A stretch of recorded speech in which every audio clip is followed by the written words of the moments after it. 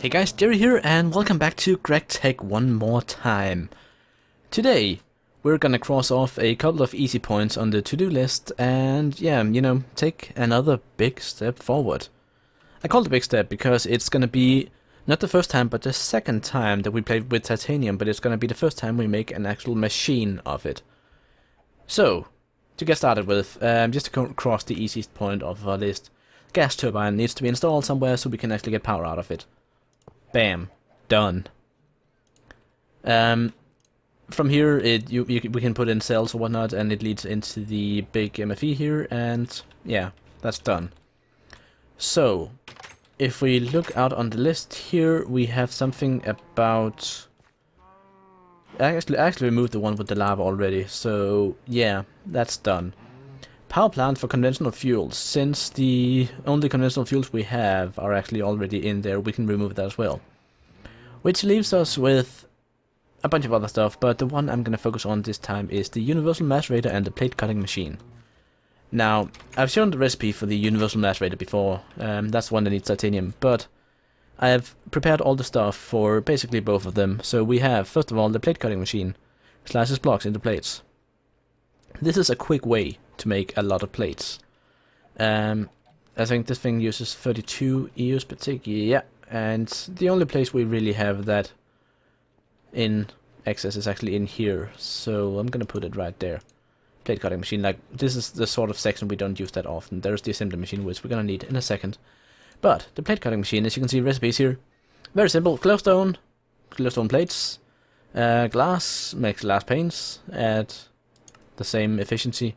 We can make a single plank out of slabs, which you can use as fuel. So I guess that's a better way to make fuel. Is that cheap, actually? Yeah, it's kind of cheap.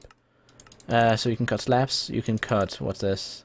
Iron plates into iron atom casings. I think this is actually more efficient than the metal form and such. And yeah, I think it is. So we can make item casings at much faster and cheaper now than we could before. We can make those coins. We can make bolts out of stuff. It can actually cut logs into planks as well. It can do a lot of odd stuff, this thing. But like some of the main things that we're gonna need it for is, for instance, to make the... If we look at the mining laser, I've shown this before, but basically we need the ruby lens or red garnet lens, and the way you do this is that you take a red garnet plate to a lathe, and the red garnet plate you can only make by cutting up a block of the stuff. So that's a way to make the lens for the mining laser, and it's the only way to do it. So that's all of a sudden possible for us to actually do now. It also uses titanium. The thing about the mining laser is that it needs helium coolant cells, which, again, it just uses a lot of materials, but the main thing it uses is a lot of helium, which you can get from endstone dust, and I think that's actually supposed to be the main source of it, which is why we have the end thing on the list outside. We can also make it from glowstone, but glowstone is kind of a limited resource, so at least it's limited for us because we haven't spent a lot of time in the nether. So, that's the plate cutting machine. Very useful piece of equipment to have. It's also a lot easier, like if we need to make a lot of tin plates, for instance, we can toss some tin in the compressor here. Let's just grab that. I couldn't be asked getting 9 particularly, so I just tossed in a full stack and took it out again after taking the 9. So if we just quickly wait for this to finish up, you can see we'll get a block of tin. Hopefully. If the world is not completely bonkers, at least. Tin block. And we can then take this tin block in here to the plate cutting machine, and I wonder what sound it makes. Listening? No sound at all. But it's now cutting up the tin block, and we'll get 9 tin plates out of it. So yeah, that's that. Now the next machine, the Universal Macerator, is a bit more elaborate. We have a lot of titanium here. I've made a bunch of it. Basically you get this from refining bauxite. And yeah, we need titanium plates out of all of it pretty much. And I actually think that the fastest way to do it is to take 3 of those away and then put the remaining 9 in here first, and then we slice it up. And while we do that, these 3 can go, not the Y mill, The plate bending machine, there we go. I think this is going to be the faster way to do it, rather than waiting for the one single machine to make all 12 plates. Plate cutting machine, are you done? Are we there yet? Are we there yet? There we go, 19 plates. Excellent. That's pretty good. So this compressor should be done. We can take our block of titanium here. This is probably the most expensive thing I've ever held in this series. Titanium is worth a lot because of the difficulty in obtaining it. We had one diamond grinder in surplus from making the industrial grinder. So I think that goes there in the macerator recipe, and then the other thing we need for the macerator is actually an automatic macerator. So my thought was, since it's a direct upgrade from this and it uses the same power, we'll just grab this and use to upgrade. So we put that there, and then we find the actual recipe for it. So let's see, Universal Macerator here. Diamond grinder, macerator, titanium machine hull, and 6 titanium plates. Now the titanium machine hull we can make in the assembly machine with random machine parts. So that's pretty good. So yeah, we just need the plates and the titanium. So we should have those 3 ready here. Hopefully the plate cutting machine is also ready in here. Yes, it is. I told you it was fast. And then but I think it's also a lot more energy efficient, to be honest, because once I'll talk about that one in a moment, once we have the assembly machine actually working here. So the recipe for titanium plate here. As you can see, the plate bending machine uses 2,300 EUs for each, whereas the plate cutting machine uses 14,000. So if we take 2,000 multiplied by 9, we get somewhere around 20,000 with the 300 on top. So, and since the compressor only uses like 500 EUs per action, we saved a bit of power from it. And I bet you we've also saved time, but I don't know. We've saved us a bit of power. That's enough justification for me. So we now have this very advanced machine block. We have these titanium plates, and we can then make the Universal Macerator. Macerator, pulverizer, and rock crusher in one machine. Beautiful. Beautiful. As you can see, for this EU per tick, we put that here, and we can now get byproducts in here. So we pretty much don't have to use the rock crusher anymore. This thing has all the recipes in it. I think most of them. The rock crusher still has the edge, I think, in that it can crush up, you know, used stuff. I don't even know what that is. That's weird. 304 iron. Like, you're gonna need a lot of that to even refine it, but whatever. 1,048 recipes in here. That's a lot of stuff. But basically anything, any byproducts, anything we've made, we can crush back down if we need to get the raw materials back from it. And it doesn't actually show the Universal Macerator recipes, which is kind of strange. But yeah, whatever. It should be working exactly as we expect it to. I don't think I have any crushed ores ready to actually try and toss in there. I haven't been using the industrial grinder much lately. I don't know if we want to try that or... it doesn't matter too much. We have it. That's the big thing. So with this setup, we can now cross that off the list out here as well. We're making some good progress here. Just kind of, you know, getting rid of all these stupid signs here. Now, something about the bees. Yeah, let's start tackling that one as well. You know, just to clean up the very easy task we have on the list here. So what I wanted to do with the bees was basically put them over here in sort of an ordered fashion. And one of the really good things to do with the bees, if my phone would stop beeping, is to set up a number of vanilla hoppers to pick the bees out of them, so that the apiaries themselves won't get stuffed with bees. Because if they get stuffed and they then finish a lifespan of a bee, you will end up losing some of the bees, potentially even your princess, and that can be quite devastating for the upcoming apiarist. So I'm gonna do a very fancy thing with the hoppers here to save myself a bunch of trouble. and hopefully, you know, make the entire process a lot smoother. So now, as you can see, I'm actually kind of short on iron. I've been using a lot of iron in general for various stuff, and I'm gonna use a bunch more because I want to combine these hoppers with a bunch of iron chests. I've started growing really fond of the iron chest rather than just the normal chest. They just have like the extra inventory space available to them, and the convenience of having it in a tight space. It's just too good to pass up on. So, but yeah, let's see if I remember the hopper recipe correctly. Chest, iron plates, like that, and then I need the wrench, I think. Yes, I do need the wrench, but that means I can't make it in this work table at all, because that work table will eat my wrench, which is not something I'm interested in.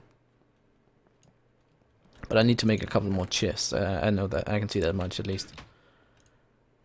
Chests are also one of those resources that you should just have tons of at all times. There we are. Get rid of that. Chest in the middle. Iron.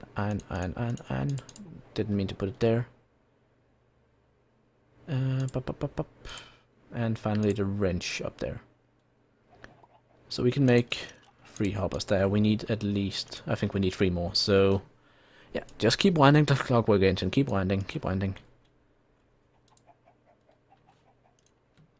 I really should just get refining on all the iron I have. Like, I'm using so much of it. Actually, do I have any over here? Nope, that's not iron. I thought I might have some, but whatever. Alright, toss that in there. That should 5 hoppers. I want 6. I think I have 6 apiaries set up in total, so I want 6 hoppers. Or I have 4 apiaries and I have 2 bee houses. Now the bee houses are pretty good for getting trees spread together, but they're pretty naff for everything else. Whereas the apiaries are really good for production, and they're really good for breeding the bees, crossbreeding them. But they don't do much in terms of tree breeding. So let us set up some sort of system here. I need a pretty little construction block. Let us use, I don't know, stone bricks. So how big is this area we have here? If we count this block with 1, 2, 3, 4, 5, 6, 7, 8, 9. So the exact middle would be here somewhere. And how wide do we have it? 1, 2, 3, 4, 5, 6, 7, 8, 9, 10, 11, 12, 13, 14, 16, 17, 18. So 9 by 18. Very interesting. So if I put, let's see, an apiary there, chest there, then we can have another apiary there. Then we,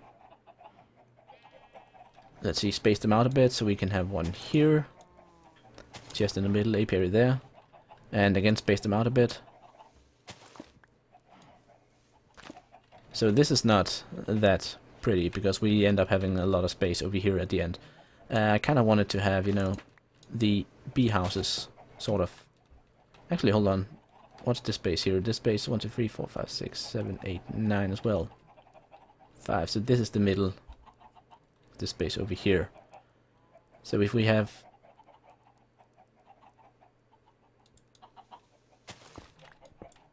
Do I still have some dirt on me? I should. I really should always just keep a stack of dirt on me. I seem to need it all the time. There we are, and get rid of that. Alright, so we have these 2 apiaries over here, separate from each other for breeding purposes, and then we have the tree breeding over here. So, we put one of our iron chests right here. We put one right here. And finally we put one here. Then we take the hoppers, shift click onto the side. There we are. And then we can finally pick up the apiaries one by one here, and the bee houses. So 4 apiaries, 2 bee houses. Let's get the bee houses first. All the bees. Now, I have done a bit of bee maintenance on these guys, but not enough to actually determine what exactly I want to breed in which bee house or whatnot. So that's something I'll need to look into. But for now, we're just gonna stuff all the bees in the chests, and then we're gonna have the houses on top. So I'm gonna move 2 at a time, and then just stuff the bees in the chest where they used to be. So all the bees there, apiaries. Like I've been trying to make some purebred stuff just so I have the something to work with. If you have a hybrid breed, it makes it harder to crossbreed per default. So over here we just have a lot of forest princesses. Do these guys stack? No, they don't. I don't know what the difference between the two are, if there is any difference between them. That's the mystery with it. That's why we need to make a beealizer, and that means we need to make a carpenter. Now all of these apiaries here, it looks kind of silly with the hoppers around them, but you know, it serves a purpose. So we need to move some flowers over here, and even though the bees like to spawn all these other pretty flowers here, they really only like the default ones for, you know, becoming or accepting their life purposes. So we're gonna put 1 red flower behind each chest here, and then I think we're also gonna put, you know, plenty of light here. It won't fool them into thinking it's daylight, but it doesn't harm to have a bit of extra light. Now, the bee houses here with the bee houses, they like to crossbreed trees, but they also like clear path to the sky, so that's why I've left a bit of space on each side. So basically I'm thinking we could use these rows on either side to plant trees that we want to crossbreed. So we already have a common beach, and we have a whatever the other one was, that I think they're up here. We have a common beech and we have a silver lime. What we don't have is the oak sapling combined with a spruce sapling. I think it's called the mundane larch. That results from that. So I think we're gonna you know, put our efforts toward that one. So spruce and oak. So if we put the spruce on this side here, let us put them like this next to the torches. And then we put these oak trees over here. And then we can just leave those to grow. And they should breed together. Hopefully, once we actually, you know, figure out what we want to do with the bees. I think we should also, again with the whole sign thing here, I think we should first of all make a couple more signs. So 1, 2, 3, 4, 5, 6. So I have a sign for each of the apiaries, and then I'm basically gonna put a sign on each, and then say what am I trying to breed in here, just so I don't forget it, because it is something that I'm without doubt gonna end up forgetting. So again, I'm just gonna put empty signs on here for now, and then once I actually figure out how I want to try and breed the bees up, we can do that. Now, we have a couple of honeycombs. It's not a lot, but we have a couple of them spread around in various chests. I'm gonna see if I can find them all, because basically we still have the centrifuge in here, which has a bunch of honey stuff in it that we've been, you know, centrifuging slowly. Now, since I don't have the steam set up in here, I can't really, you know, centrifuge any more combs. But I was thinking I could move, just as a temporary measure, I could move it into the next to the rock crusher, and then just turn the one of the engines to power it for a while, so we could get the rest of these guys set up. But another option, of course, would be to run a power line over here and get another electric engine set up to do it. That is another option. But I do have quite a bit of honey actually I can use for various nefarious purposes.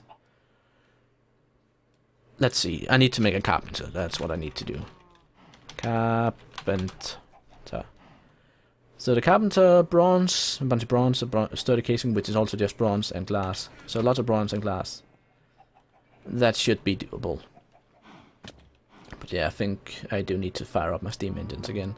I can still fire them up, it's not a big problem. I can just fire one of the turbines up and, you know, put a kinetic pipe up. That would not be an issue, but the thing is, the forestry machines, I'm not going to run them constantly. I'd prefer to just have something I could switch on and off rather than having to feed it constantly. But, yeah, well, we'll see. So, I do have a bunch of bronze here, which means Of course, this one's full of stuff.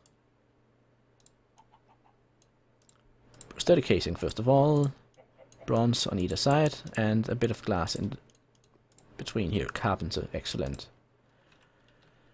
Carpenters, I'm actually gonna need a couple of carpenters because the recipe for the carpenters depends on what liquid you have in them. Like, they're one of the few crafting blocks that actually have a liquid slot in them. Which dismantle and rotate. There we go. That looks a bit better. So carpenter and centrifuge. Now the carpenter, as you can see, it has a bunch of recipes. I don't think it actually has a recipe click button in here, but if we find the Bializer recipe, you can see that it needs carpenter, it needs water in it, it needs tin, 2 glass panes, a diamond, and 2 redstone. We can do that very easily. So 4 tin, 2 glass panes. I think I have the glass panes over here. That's glass panes. I think I also have a wee bit of redstone. I can put that in here. Now the carpenter, this works the same way as the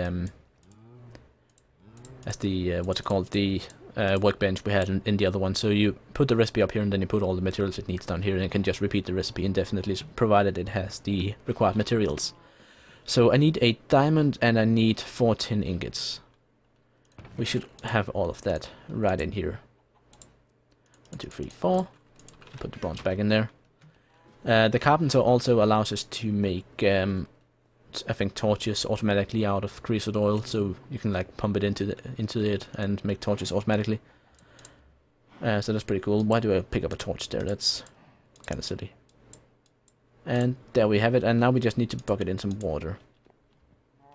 I think we need just 1 bucket for recipe. I'm just gonna fill in all 3.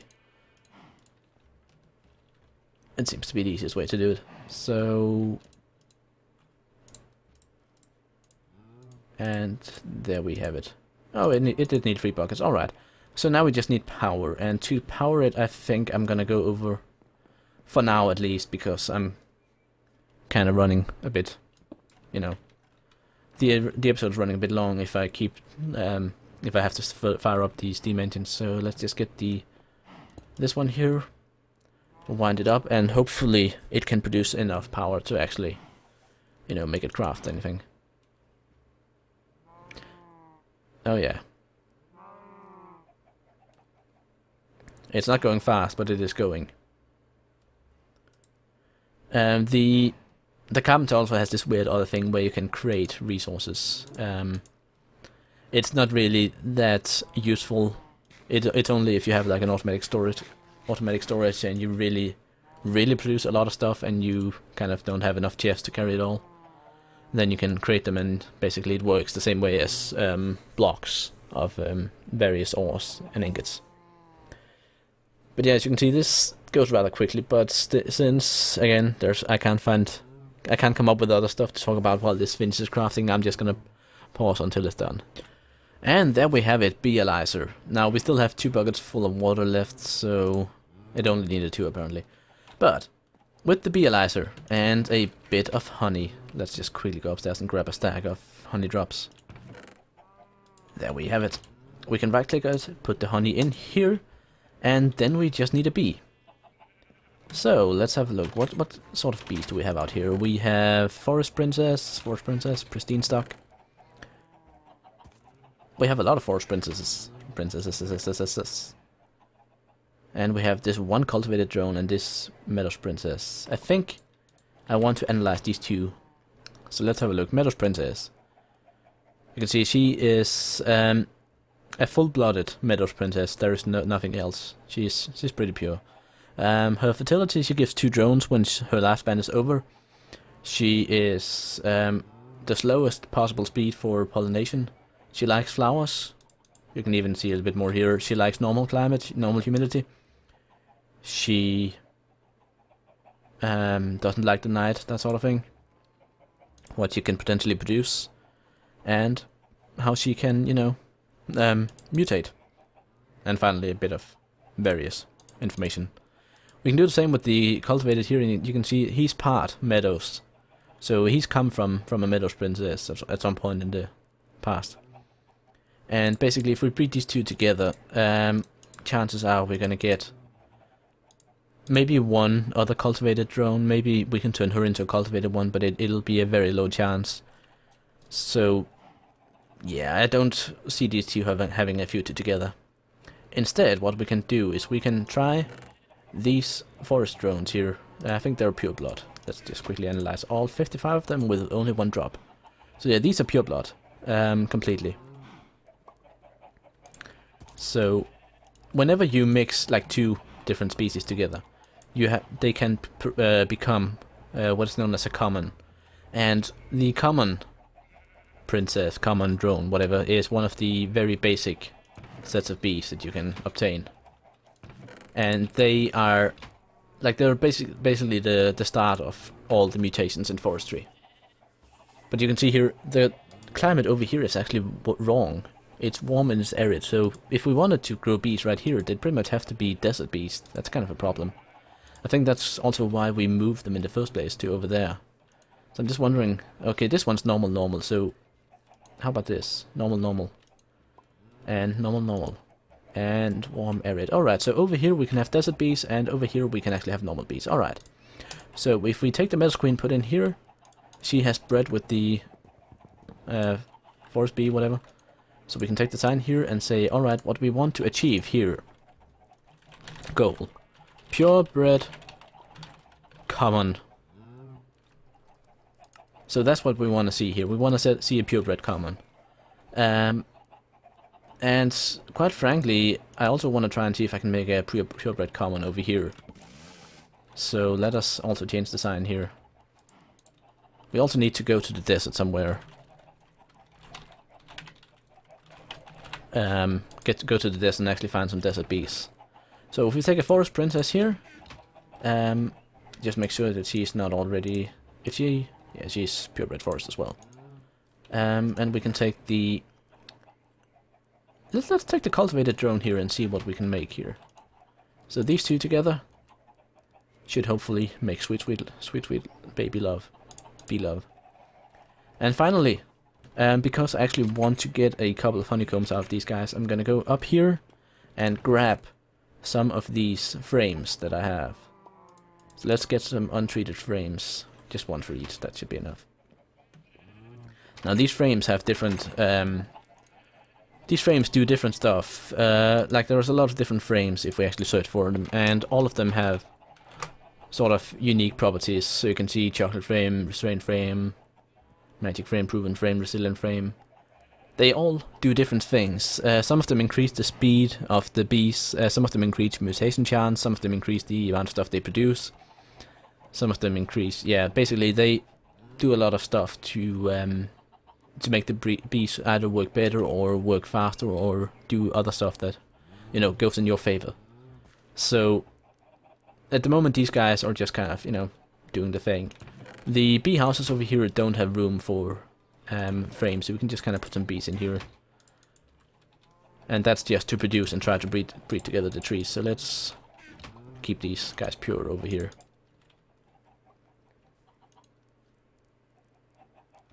And there you have it. Now they will start hopefully breeding together these trees and make a bit more honey for us.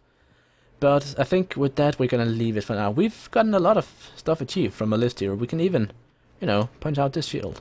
Or sign shield. So, all of a sudden it looks a lot empty. We need a mob tribe, we need to do something about the end of the dragon, we need a power plant, nuclear power. And then we need to consider going into oil drilling, but that, I think for the oil we need to set up the refinery before it's even worth it. So, but yeah, that'll be for some other time. So until then, I'm Jared, it's been GregTech, and I really hope you enjoyed. Bye!